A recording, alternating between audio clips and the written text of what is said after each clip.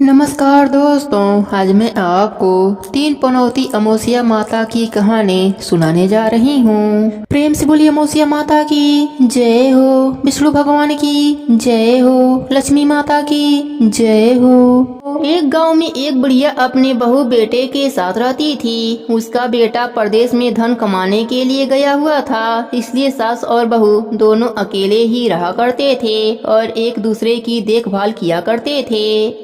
सास बहू में बहुत प्यार था, बिल्कुल माँ बेटे की तरह वह रहते थे। एक दिन बहू ने खाना नहीं खाया तो सास ने बहू से पूछा कि आज तुमने खाना क्यों नहीं खाया। तब बहू ने कहा, माँ जी आज मेरा तीन पनौती अमावस्या का व्रत है, इसलिए मैंने खाना नहीं खाया है। तब सासू माँ ने कहा, बहू यह कैसा व्रत होता है और यह व्रत करने से क्या फल मिलता है, मुझे भी जरा बताओ। तब बहू ने कहा, माँ जी तीन पनौती अमावस्या का व्रत करने से बहुत पुण्य मिलता है, घर में अन्न धन बना रहता है, सुख शांति रहती है और अटल सुहाग मिलता है, पुत्र की प्राप्ति होती है। इस व्रत में प्रत्येक वर्ष अलग अलग खाना खाया जाता है, विष्णु भगवान के मंदिर में चढ़ावा चढ़ाया जाता है या फिर ब्राह्मण को दान दिया जाता है। इस व्रत में पहले साल शक्कर, घी और चावल से खाना खाया जाता है। पहले साल व्रत पूर्ण होने के बाद 1.25 किलो चावल और 1 कटोरी घी और 1 कटोरी शक्कर दान में किसी ब्राह्मण को दिया जाता है। दूसरे साल जौ, घी और शक्कर से बना खाना खाया जाता है। जब दूसरे साल व्रत पूर्ण हो जाता है तो 1.25 किलो जौ, 1 कटोरी घी तथा 1 कटोरी शक्कर किसी मंदिर में चढ़ाया जाता है या किसी ब्राह्मण को दान दिया जाता है। तीसरे साल गुड़, तिल और घी से बने व्यंजन खाना चाहिए। जब तीसरे साल व्रत पूर्ण हो जाए तो ½ किलो तिल, गुड़ और 1 कटोरी घी किसी मंदिर में चढ़ाया जाता है या फिर किसी ब्राह्मण को दान दिया जाता है। इसे ही तीन पनौती अमावस्या कहा जाता है। फिर बहू ने कहा कि इस व्रत का अगर संकल्प लेते हैं तो इसे पूरा करना जरूरी होता है, अगर पूरा नहीं कर सकते तो सास बहू में झगड़ा और घर में अशांति छाई रहती है। तब सास ने बहू से कहा कि बेटी मेरी तो उम्र हो गई है, लेकिन तुम यह व्रत करो। तब बहू यह व्रत आरंभ कर देती है, लेकिन एक दिन बहू ने किसी के कहने पर गेहूं से बनी रोटी खा लेती है। अब अमावस्या माता इस बात से नाराज हो जाती हैं। जो सास और बहू में बहुत प्यार था, अब उन दोनों में झगड़े होने लगते हैं। सभी गांव वाले भी हैरान हो गए कि यह सब क्या हो रहा है। सास अपने बहू से उल्टा सीधा ताने देने लगती है और बहू अपने सास से लड़ने झगड़ने लगती है। दोनों इस तरह लड़ते झगड़ते देखकर लोग कहने लगे कि देखो तो यह दोनों कितने प्यार से रहती थीं और अब दोनों में कितना लड़ाई झगड़ा हो रहा है। एक दिन सास ने अपने बहू से ताना मारा कि जब से हमारे घर में तुम बहू बनकर आई हो तब से हमारे घर की लक्ष्मी चली गई हैं। तुम तो हमारे लिए शुभ नहीं हो, तुम्हारे कारण हमारे घर में कलेश और अशांति छाई रहती है। अब बहू को यह बात लग गई और वह अपने सास से कहने लगी कि मैं आपके घर के लिए अशुभ हूँ तो ठीक है, मैं आपके घर से चली जाती हूँ। आपके घर में अब मैं लक्ष्मी जी को लेकर आऊंगी। जब तक मैं लक्ष्मी जी को नहीं पा जाऊंगी आपके घर में पैर नहीं रखूंगी। तब सास ने कहा, बहू असल की है तो जा, मेरे घर की लक्ष्मी को लेकर आ। तब बहू ने कहा, ठीक है माँ जी, मैं लक्ष्मी जी को लेकर आऊंगी, लेकिन मुझे यह बताइए कि लक्ष्मी माता मुझे कहाँ मिलेंगी। तब सास ने कहा, लक्ष्मी जी तुमको समुद्र के बीच में भगवान विष्णु के पैर दबाती हुई मिलेंगी। अब बहू यह कहकर चली गई कि जब तक लक्ष्मी जी को ना पा जाऊंगी तब तक मैं आपके घर में नहीं आऊंगी। इतना कहकर बहू लक्ष्मी माता के खोज में निकल गई। जब बहू लक्ष्मी जी को खोजने के लिए निकलती है तब उसे बीच रास्ते में एक गाय मिलती है। वह बहू से पूछती है कि बेटी तुम कहाँ जा रही हो। तब बहू कहती है कि हे गाय माता, मेरी सासू माँ मुझसे कहती हैं कि मेरे आने से उनके घर में अन्न धन की कमी हो गई है और उनके घर की लक्ष्मी चली गई हैं, तो मैं लक्ष्मी जी को लेने के लिए जा रही हूँ। तब गाय माता कहती हैं, बेटी अगर तू जा रही है तो भगवान से मेरे बारे में भी पूछ लेना। तब बहू कहती है, ठीक है गाय माता, बताओ मैं आपके बारे में क्या पूछूंगी। तब गाय माता कहती हैं, बेटी मेरा जब भी बछड़ा होता है वह मर जाता है, जिंदा नहीं रहता। तू भगवान से पूछ लेना कि मेरे साथ ऐसा क्यों होता है। मैंने ऐसा कौन सा कर्म किया है जो मेरे साथ मेरे संतान नहीं रहती। बहू बोली, ठीक है गाय माता, मैं आपके बारे में जरूर पूछ लूंगी। यह कहकर आगे चल देती है। आगे चलते चलते बहू को एक घोड़ी मिलती है जिसके गले में घंटी बंधी होती है। घोड़ी ने भी कहा कि बेटी तुम कहाँ जा रही हो। तब बहू घोड़ी से कहती है कि मेरी सास मुझे अशुभ कहती हैं, मेरे आने से उनके घर की लक्ष्मी जी चली गई हैं। मैं लक्ष्मी माता को ढूंढने के लिए जा रही हूँ। तब घोड़ी कहती है कि बेटी मेरे दुख का कारण भी भगवान से पूछ लेना। तब बहू ने कहा, जरूर पूछ लूंगी, पर बताओ तो सही कि तुम्हें क्या दुख है। तब वह घोड़ी कहती है, मेरे गले में यह पट्टा बंधा हुआ है, मैं इससे बहुत दुखी हूँ। बहू कहती है, ठीक है मैं पूछ लूंगी। बहू आगे चल देती है। आगे जाने पर बहू को एक अंधा बहरा बुजुर्ग मिलता है। वह भी बहू से अपनी समस्या भगवान से पूछने के लिए कहता है। तब बहू उसकी समस्या भी भगवान से पूछने के लिए कहकर आगे चली जाती है। आगे चलते चलते बहू को एक बूढ़ी औरत मिलती है जो हाथ और पैर से अपाहिज होती है। वह भी बहू से कहती है कि बेटी तुम कहाँ जा रही हो।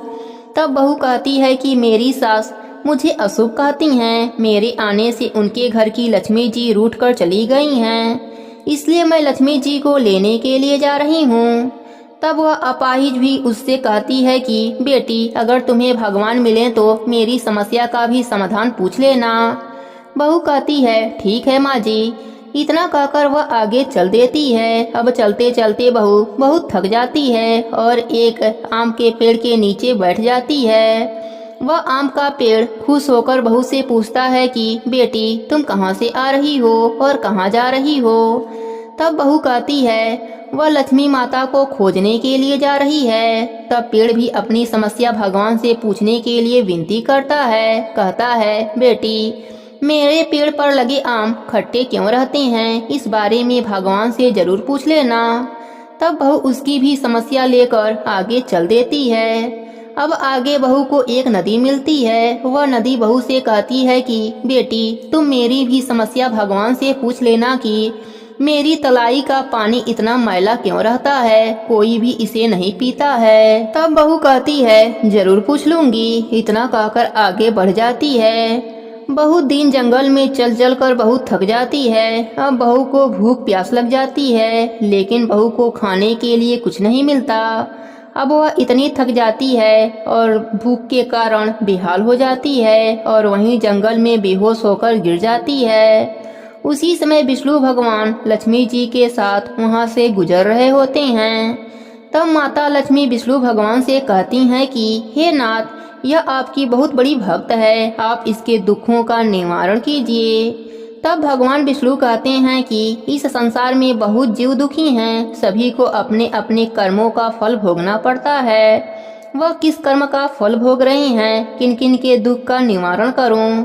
तब माता लक्ष्मी ने विष्णु भगवान से विनती की और कहा, वह भूखी प्यासी है और इसे ऐसे ही यहाँ छोड़ दिया तो जंगली जानवर इसका शिकार बना लेंगे। लक्ष्मी माता की बात सुनकर विष्णु भगवान एक साधु का भेष धारण करके आते हैं और बहू के पास पहुंच जाते हैं और होश में लाते हैं। जब बहू होश में आती है तो साधु के भेष में भगवान उससे पूछते हैं कि वह यहाँ क्यों आई है और कहाँ जा रही है। तब बहू पूरी बात बताती है। उसकी सास उसे अशुभ कहती हैं और उसके कारण उसके सारे घर की लक्ष्मी चली गई हैं, इसलिए वह लक्ष्मी माता को खोजने निकली है। उसकी बात सुनकर विष्णु भगवान और लक्ष्मी माता प्रकट होते हैं और उनके साथ अमावस्या माता भी प्रकट होती हैं। बहू उनके चरणों में गिरकर वंदना करने लगती है और बार बार नमस्कार करती है और उनके चरणों में गिरकर धन्यवाद देती है कि हे प्रभु, आपने मुझे साक्षात दर्शन दिए। अमावस्या माता बहू से कहती हैं कि बेटी, तूने मेरे व्रत को खंडित कर दिया है, इसी की सजा तुम्हें मिल रही है, लेकिन अब मैं तुम्हें माफ करती हूँ। अब तुम घर चली जाओ, तुम्हारा घर अन्य धन से संपन्न होगा, तुम्हारा घर सुंदर महल में बदल जाएगा और तुम्हारी सभी मनोकामनाएं पूर्ण हो जाएंगी। इस पर बहू कहती है, मुझे रास्ते में गाय मिली थी, उसको यह समस्या है, यह कैसे दूर होगा, उसका दुख भी दूर करो। तब भगवान विष्णु कहते हैं, जो गाय मिली थी तुमको, जिसका बछड़ा नहीं है, उस गाय ने कभी अपना दूध किसी को नहीं पिलाया, इसी वजह से उसका बछड़ा जिंदा नहीं रहता है। अगर तुम उसका दूध पी लो तो उसके बछड़े जिंदा रहने लगेंगे। तब बहू घोड़ी के बारे में पूछती है कि उसको यह दुख है। तब विष्णु भगवान कहते हैं कि घोड़ी पिछले जन्म में आटा पीसने वाली महिला थी, वह किसी को आटा पीसकर नहीं देती थी, इसलिए उसके गले में चक्की के पाटे बंधे हुए हैं। तुम उसके पाट को खोल देना, वह बिल्कुल ठीक हो जाएगी। तब बहू बुजुर्ग महिला के बारे में भगवान से पूछती है। तब भगवान कहते हैं, वह बुजुर्ग कभी भी भगवान के मंदिर में नहीं गई और ना कभी उसने भगवान का भजन सुना। तुम उसको मंदिर ले जाना और भगवान के दर्शन करवा देना, वह ठीक हो जाएगी। तब बहू बुजुर्ग महिला के बारे में भी पूछती है और ठीक होने का उपाय पूछती है। तब भगवान विष्णु कहते हैं कि जो बुजुर्ग महिला है, उसने कभी भी अपनी जवानी में कोई दान पुण्य नहीं किया, इसलिए उसे यह सजा मिली है। तुम उसके हाथ से दान करवा देना, उसकी विकलांगता दूर हो जाएगी। फिर बहू आम के पेड़ के बारे में विष्णु भगवान से पूछती है तो विष्णु भगवान जी कहते हैं कि उस आम के पेड़ ने कभी किसी बच्चे को अपना आम नहीं खाने को दिया, इसलिए उसके सभी आम खट्टे रहते हैं। तुम उस पेड़ का आम खा लेना, फिर उस पेड़ पर मीठे फल आने लगेंगे। फिर बहू नदी के पानी के बारे में विष्णु भगवान से पूछती है। तब विष्णु भगवान कहते हैं कि जो नदी है और तलहटी है नदी की, वह पिछले जन्म में देवरानी और जेठानी थीं। वह हमेशा झगड़ती रहती थीं, इसलिए उसका पानी मैला रहता है। तुम उसका पानी पी लेना तो उसका पानी शुद्ध हो जाएगा। बहू ने भगवान विष्णु, लक्ष्मी माता और अमावस्या माता को प्रणाम किया और अपने घर की तरफ चल पड़ी। रास्ते में जो जो मिलता उनको सभी उपाय बताती जाती। सभी उसे आशीर्वाद देते थे और घर जाते ही उसका घर एक सुंदर महल में परिवर्तित हो जाता है तथा घर में अन्य धन का भंडार भर जाता है। अब बहू सास से कहती है कि सासू माँ, आपने सच ही कहा था, मैं आपके लिए अशुभ हूँ। मेरे जाने के बाद ही आपके घर लक्ष्मी जी आई हैं। अब आप यहाँ पर आराम से रहो और मैं मरने के लिए जा रही हूँ। तब सासू माँ कहती हैं, बेटी, यह सब तो तुम्हारे 3 पनौती अमावस्या के व्रत का फल है जो हमें मिला है। तुम यहाँ पर ही रहोगी, कहीं नहीं जाओगी। तुम तो मेरे घर की गृह लक्ष्मी हो, तुम्हारे कारण ही तो यह सब वैभव हमें मिला है। अब सास बहू दोनों मिलकर खुशी से रहने लगती हैं। बहू अपनी गलती के लिए अपने सास से क्षमा मांगती है कि यह सब अमावस्या माता के नाराज होने के कारण हो रहा था। सास भी बहू की बातों को समझती है और एक दूसरे को माफ करके खुशी खुशी से रहने लगते हैं। अब उनका बेटा भी परदेश से लौट आया और घर में यह सब वैभव देखकर उसे अपनी आंखों पर विश्वास नहीं हुआ, क्योंकि वह तो इसी दरिद्रता को दूर करने के लिए परदेश में पड़ा हुआ था कि वहां पर रहेगा तो कुछ कमाई करेगा। तब उसकी माँ उसको सारी बातें बताती हैं, कैसे 3 पनौती अमावस्या व्रत करने से तेरी पत्नी को यह वैभव प्राप्त हुआ है। यह सब व्रत के प्रभाव से है, जिसके वजह से लक्ष्मी माता की कृपा हमारे ऊपर हुई है। 3 पनौती व्रत करने से सारे दुख दूर हो जाते हैं। इस तरह वह लोग खुशी खुशी से रहने लगे। 3 पनौती अमावस्या के व्रत से जैसे सास बहू के दिन बदले, वैसे ही व्रत करने वालों के तथा कथा सुनने वालों के भी दिन अमावस्या माता बदलना। सबके घरों में लक्ष्मी जी का वास हो, अन्नपूर्णा माता का वास हो। प्रेम से बोलिए अमावस्या माता की जय हो, लक्ष्मी माता की जय हो। अब सुनते हैं व्रत को पूर्ण करने वाले गणेश भगवान की कहानी। प्रेम से बोलिए गणेश भगवान की जय हो। बहुत समय पहले की बात है, गणेश भगवान अपने भक्तों की परीक्षा लेने के लिए धरती लोक पर आए और छोटे बच्चे का रूप लेकर एक मुट्ठी चावल और एक चम्मच में दूध लेकर एक गांव में गए। वहां पर सबसे कहने लगे, मेरे दूध और चावल का खीर बना दो, पर किसी ने भी नहीं बनाया।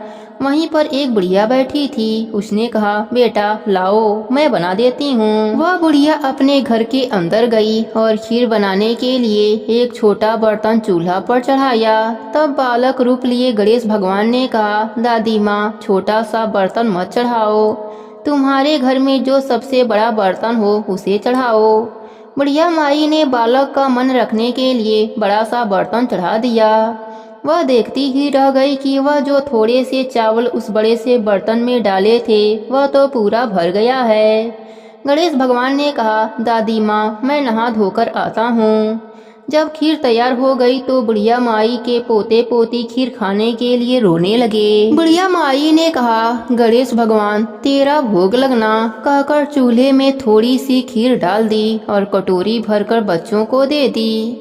बुढ़िया की पड़ोसन ऊपर छत पर से देख रही थी तो बुढ़िया ने सोचा यह चुगली कर देगी, इसलिए एक कटोरी भरकर उसे भी पकड़ा दिया।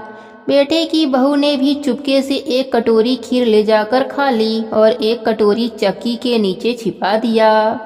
बुढ़िया ने भी दरवाजा के पीछे बैठकर एक कटोरी खीर खा ली। उसके बाद बुढ़िया ने कहा, अरे गणेशा खीर खा ले, मैं तो तेरा ही इंतजार कर रही थी।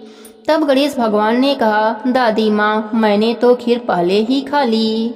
बुढ़िया ने कहा, कब खाई? गणेश भगवान ने कहा, जब तेरे पोते पोती ने खाई तब खाई थी, जब तेरी पड़ोसन ने खाई तब खाई थी, जब तेरी बहू ने खाई तभी भी खाई थी, जब तूने खाई तो मेरा पूरा पेट भर गया। बुढ़िया ने कहा, बेटा तेरी सारी बात सच है, लेकिन बहू बेचारी तो सुबह से काम में लगी है, तो फिर उसने खीर कब खाई? गणेश भगवान ने कहा, चक्की के नीचे देख, जूठा कटोरा पड़ा है, तूने तो मेरे भोग लगाया पर वह तो बिना भोग लगाए ही खा गई। तब बुढ़िया ने कहा, बेटा बताओ बचा हुआ खीर का क्या करूं? तब गणेश जी ने कहा, पूरे नगर में बांट दो। जब राजा को यह बात पता चली तो राजा ने बुढ़िया को बुलाया और कहा, क्यों री बुढ़िया, ऐसा बर्तन तेरे घर में कहाँ से आया? ऐसा बर्तन तो राजमहल में होना चाहिए। बुढ़िया ने कहा, राजन आप खीर का बर्तन ले लो। जब खीर का बर्तन राजमहल में आया तो खीर में कीड़े मकोड़े पड़ गए और दुर्गंध भी आने लगी। फिर राजा ने खीर का बर्तन बुढ़िया को वापस दे दिया। जब बुढ़िया ने खीर लिया तो खीर पहले जैसे स्वादिष्ट बन गई। फिर बचा हुआ खीर बालक के कहने पर बुढ़िया माई ने झोपड़ी के कोनों में गाड़ दिया। सुबह तक बुढ़िया माई का घर अन्न धन से भर गया, झोपड़ी की जगह महल हो गया। सभी लोग गणेश भगवान की जयकारा लगाने लगे। हे गणेश जी महाराज, जैसे आपने बुढ़िया माई पर कृपा करी उसी तरह अपने सभी भक्तों पर अपनी कृपा बनाए रखना। सबके व्रत को नित्य नियम को पूर्ण करना, कहानी अधूरी हो तो पूरी करना, पूरी हो तो मान रखना। प्रेम से बोलिए गणेश भगवान की जय हो, अमावस्या माता की जय हो।